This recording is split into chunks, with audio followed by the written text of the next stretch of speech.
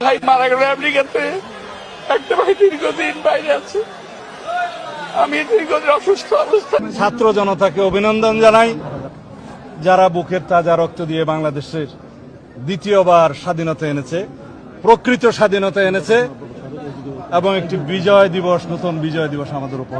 School কলেজের মাসুম বাচ্চারা নিজেদের জীবন দিয়ে রক্ত ঝরিয়ে আমাদের কাছকে মুক্ত করেছে, গোটা জাতিকে মুক্ত করেছে, যাদের শহীদী আত্মত্যাগের মধ্যে দিয়ে আজকে গোটা জাতি মুক্তি লাভ করেছে এক ভয়ঙ্কর ফ্যাসিবাদ থেকে। নতুন নতুন আইন হচ্ছে, এই আইনে এখন কথাও বলা যাবে না। যাবজ্জীবন কারাদণ্ড, 1 কোটি টাকা জরিমানা। একমাত্র রাজাকাররা, পাকিস্তানপন্থীরা স্বাধীনতা যুদ্ধকে স্বীকার করে নাই। তারা এখন বলতে চায় ওই স্বাধীনতা না, দ্বিতীয় স্বাধীনতা হয়েছে। আমি প্রথম প্রবেশ করেছি, দ্বিতীয় স্বাধীনতা বলে বাংলাদেশে কিছু নাই। স্বাধীনতা একবারই আসে এবং রক্তক্ষয়ী সংঘর্ষের মাধ্যমে আমরা স্বাধীনতা যুদ্ধ করেছিলাম এবং যুদ্ধে জয়লাভ করেছিলাম।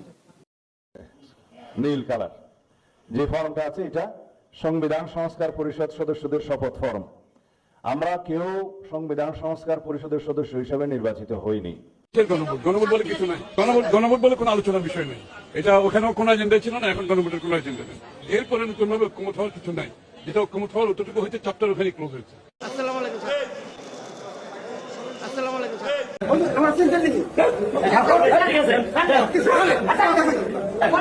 অহংকারীদেরকে আল্লাহ পাক কিয়ামতের মাঠে পিঁপড়ার মতো উঠাবেন।